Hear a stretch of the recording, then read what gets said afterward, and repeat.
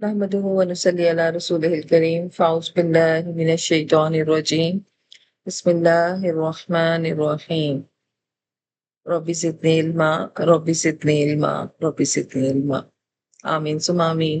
السلام علیکم ورحمۃ اللہ وبرکاتہ۔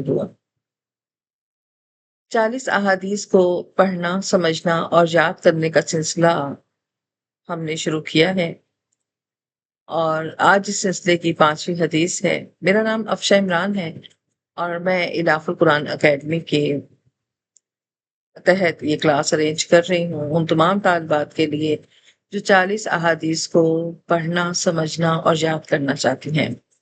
آج کی حدیث بہت اہم ہے اور قطع رحمی کے بارے میں اور صلہ رحمی کے بارے میں ہے۔ قطع رحمی کہتے ہیں رشتہ داری کو توڑنا۔ رحم کا مطلب ہوتا ہے رشتہ داری، اور قطع کا مطلب ہوتا ہے کاٹنے والا، رشتہ داروں کو توڑنے والا، رشتوں کو توڑنے والا۔ اور صلح کہتے ہیں جوڑنے والے کو، اور رحم رشتہ داری کو کہتے ہیں رشتہ داری کو جوڑنے والے۔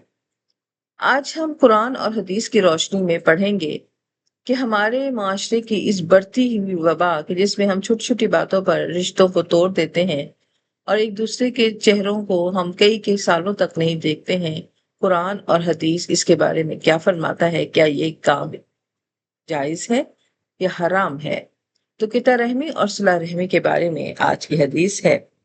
ہمارے پیارے نبی حضرت محمد مصطفیٰ صلی اللہ علیہ وآلہ وسلم، ہماری جانیں، ہماری عزتیں آپ صلی اللہ علیہ وسلم پر قربان۔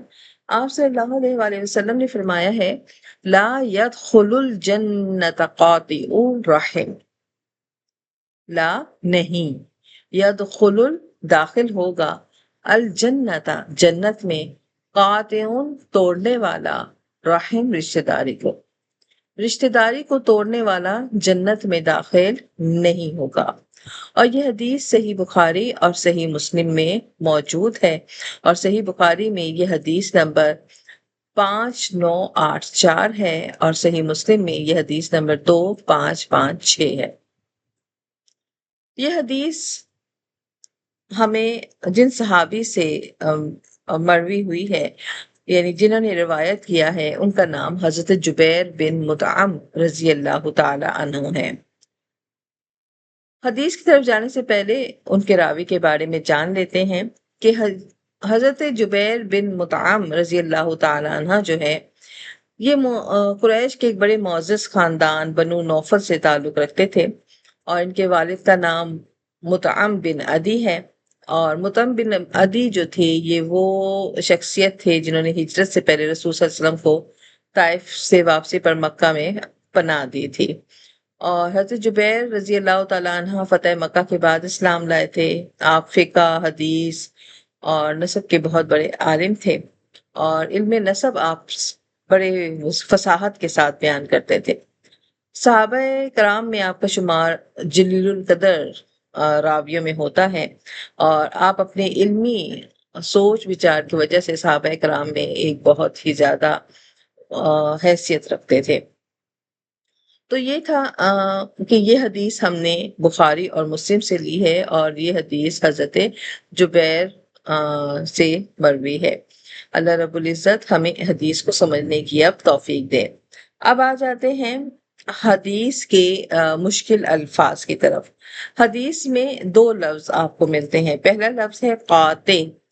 قاطع کہتے ہیں کاٹنے والے کو، تعلق کے ختم کرنے والے کو، یعنی ایسا شخص جو اپنے قریبی رشتہ داروں سے تعلق ختم کر دے اور ان سے ناراضگی رکھے، ان کی خبر نہ لے، اسے قاطع کہا جاتا ہے، کہ وہ رشتوں کو توڑنے والا ہے۔ اور جو دوسرا لفظ یہاں پہ حدیث میں استعمال ہوا ہے وہ ہے رحم۔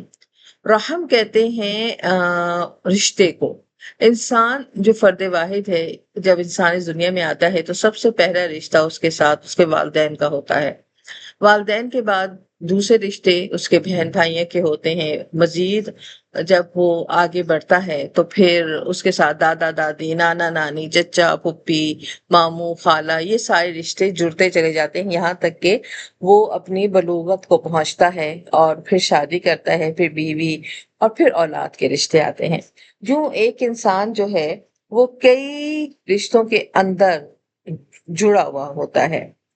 اب یہی سرکس جو ہیں جن رشتوں کے اندر یہ انسان گھرا ہوا ہے، یہی رحم کہلاتے ہیں، یہی وہ دائرے ہیں جن کو اپنے ساتھ اٹیچ کرنے کا حکم دیا گیا ہے۔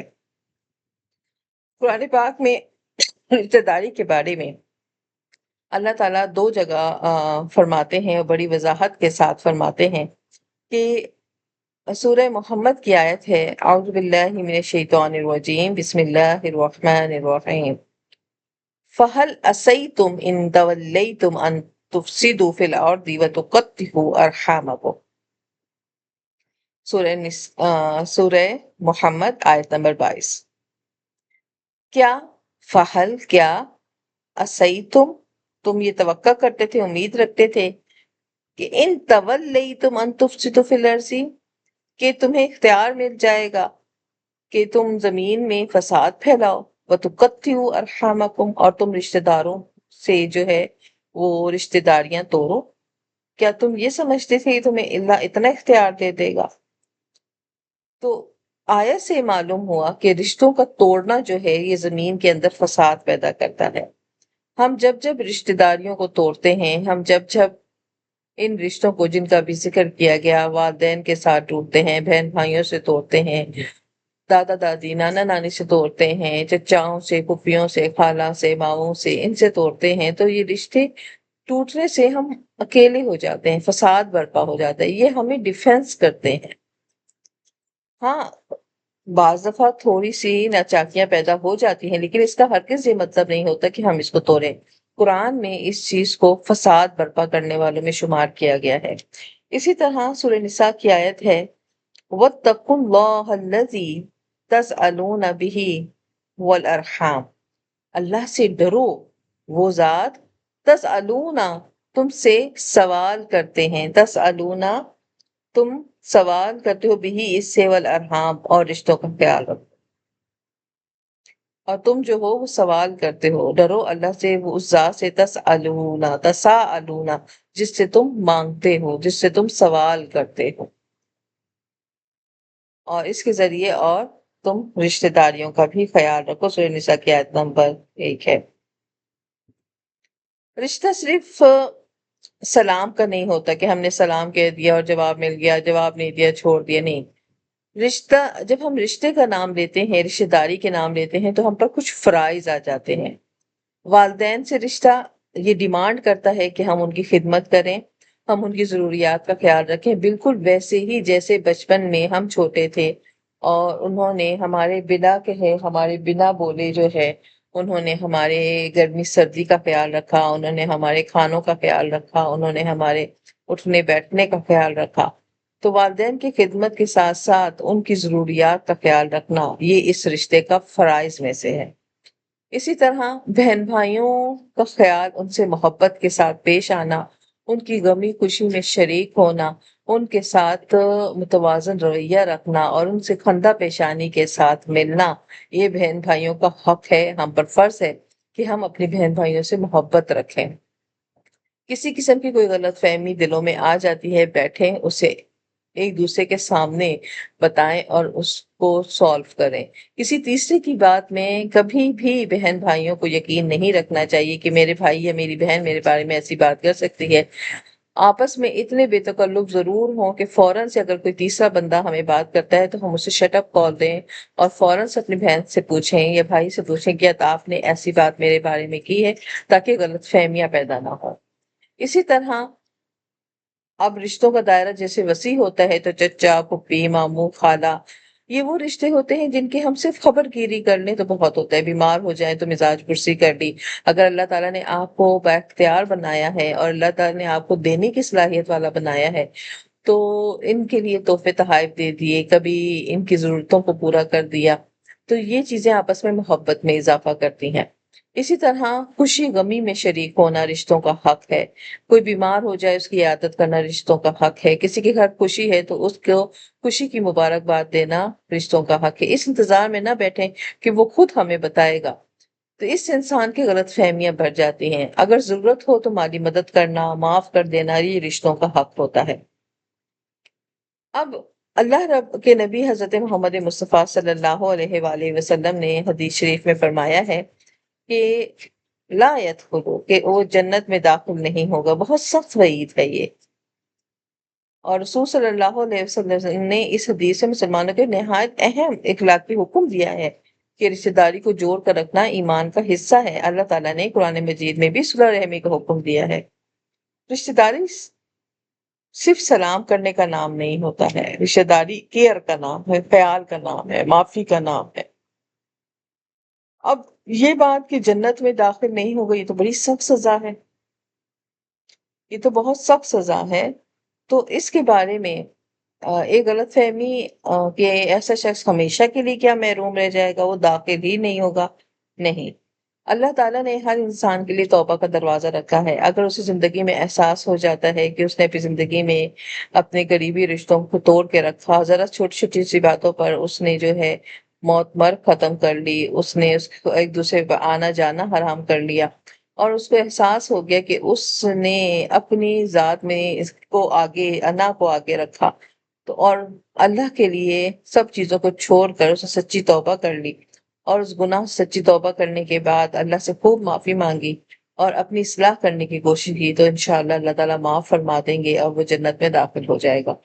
لیکن اگر مرتے دم تک وہ اسی گناہ پر ہی رہا، جیسے اکثر ہمیں بہت سارے لوگ کہتے ہیں کہ میرے والدین نے مرتے دم تک کہا تھا اس کی شکل نہیں دیکھنا، ان کے گھروں میں نہیں آنا جانا، ان کو اپنے گھروں میں نہیں آنے دینا، تو بے شک پھر جتنے مرضی ہم نیکیاں کر لیں ہماری نیکیاں رکی رہتی ہیں، اور یہ ایک بڑی سخت وعید ہے. تو ہمیں اس وعید کو سمجھنا چاہیے. اللہ تعالیٰ چاہے تو سزا ختم بھی کر سکتا ہے، جنت میں داخل کر سکتا ہے. لہٰذا یہ ایک انجام حضور صلی اللہ علیہ وسلم نے فرمایا ہے کہ رشتہ داری جو ہے یہ ایک فرائض ہے، اور فرائض کو توڑنا فرائض سے بھاگنے کی طرح ہے.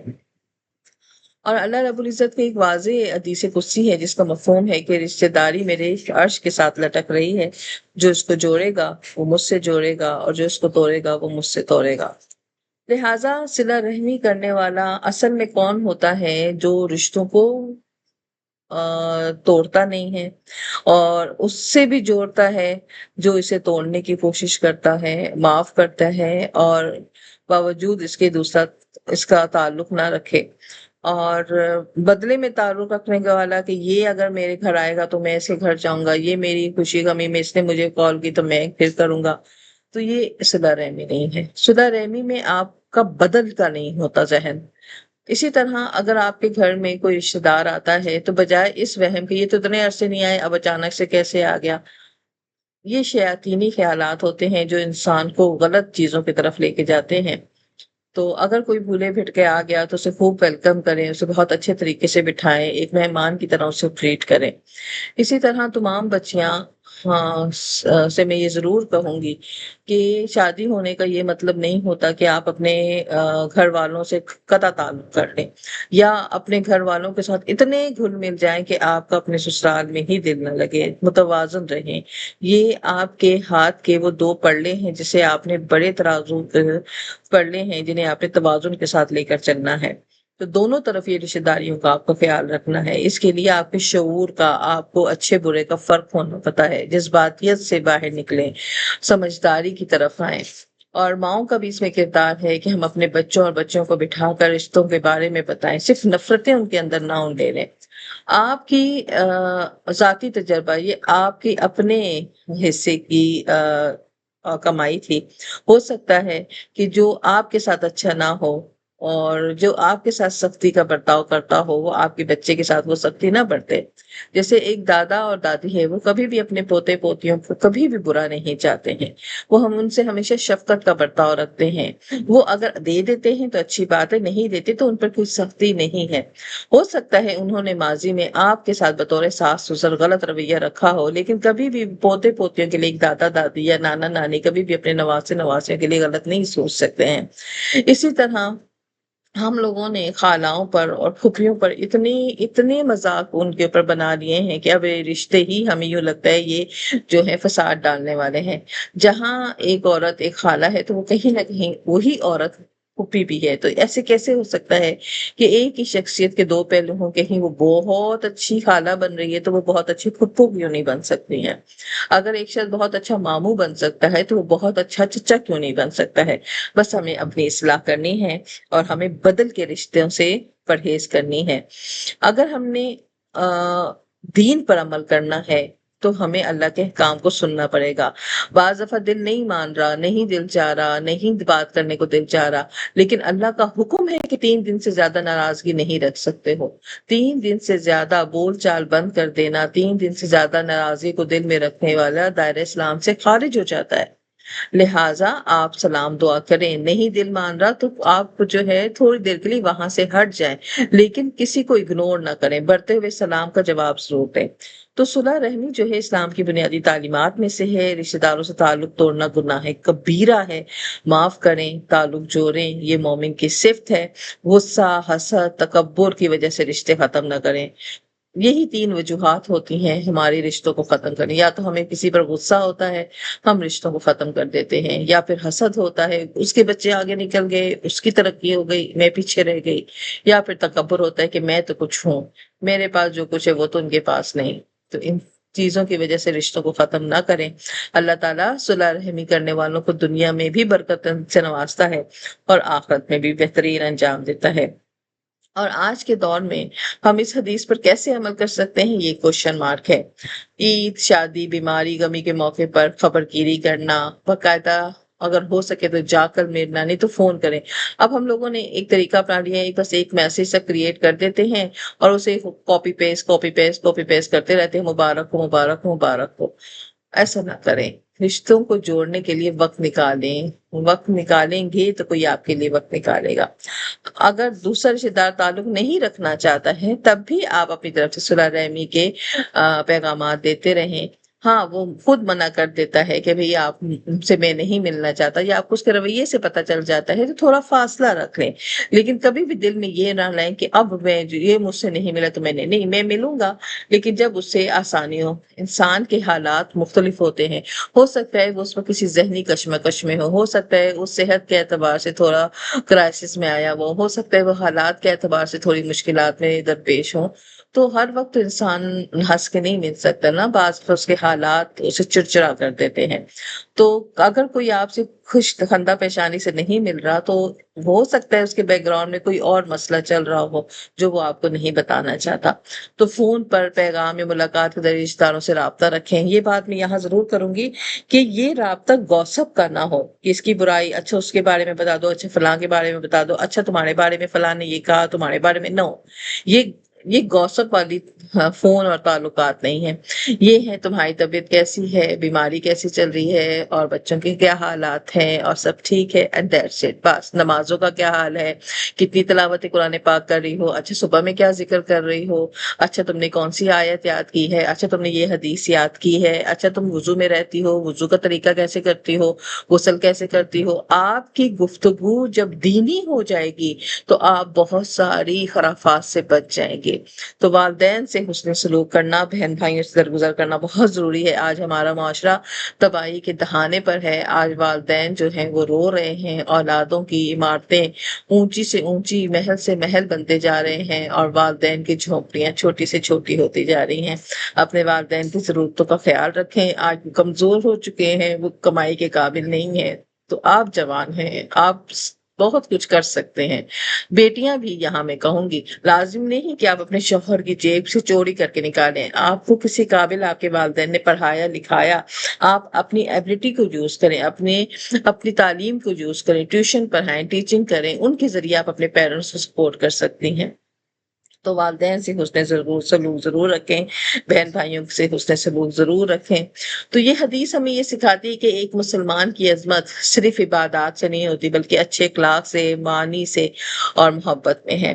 اللہ تعالیٰ ہمیں صلح رحمی کرنے والا بنائے تاکہ دنیا میں بھی سکون ہو، خاندان میں محبت پیدا ہو، آخرت میں اللہ کی رضا ہو۔ اور یہ حدیث ہمارے اولاد کو ایک بہترین سبق دیتی ہے کہ ہم اپنے بچوں کے لیے یہ سبق چھوڑ کے جاتے ہیں کہ جس طرح میں نے تنکا تنکا کر کے ان رشتوں کو جوڑا ہے، تو تم لوگوں نے بھی اسی طرح خاندان کو جوڑنا ہے۔ اگر آج ہم یہ صلح رحمی نہیں اختیار کریں گے تو یقین جانے ہمارا حال بھی مغربی معاشرے والا ہو جائے گا، اور اپنی اپنی ہوگی، نفسی نفسی کا دور آ جائے گا، کسی کو کسی کی پرواہ نہیں رہے گی۔ یہ پرواہ اس وقت تک ہے جب تک ہم رشتوں میں ایک دوسرے سے جڑے ہوئے ہیں۔ تو اللہ تعالی ہمیں رشتوں کی اہمیت سے جو ہے ہمیشہ ہماری آنکھیں کھلی رکھے اور ہمیں یہ حق ادا کرنے کی توفیق دے۔ تو ایک دفعہ پھر حدیث کے اصل جملے پر آ جاتے ہیں جسے ہم نے زبانی یاد کرنا ہے۔ لا يدخل الجنت قاطع الرحم، لا يدخل الجنت قاطع الرحم، رشتہ داری کو توڑنے والا جنت میں داخل نہیں ہوگا۔ تو اللہ تعالی ہمیں ہماری اصلاح فرمائے اور ہمیں اس حدیث پر عمل کرنے والا بنائے۔ رب العالمین ہماری تمام پریشانیوں کو حل فرمائے۔ آمین ثم آمین، وآخر دعوانا الحمد للہ رب العالمین۔ سبحان ربک رب العزت عما یصفون وسلام علی المرسلین والحمد للہ رب العالمین۔ السلام علیکم ورحمۃ اللہ وبرکاتہ۔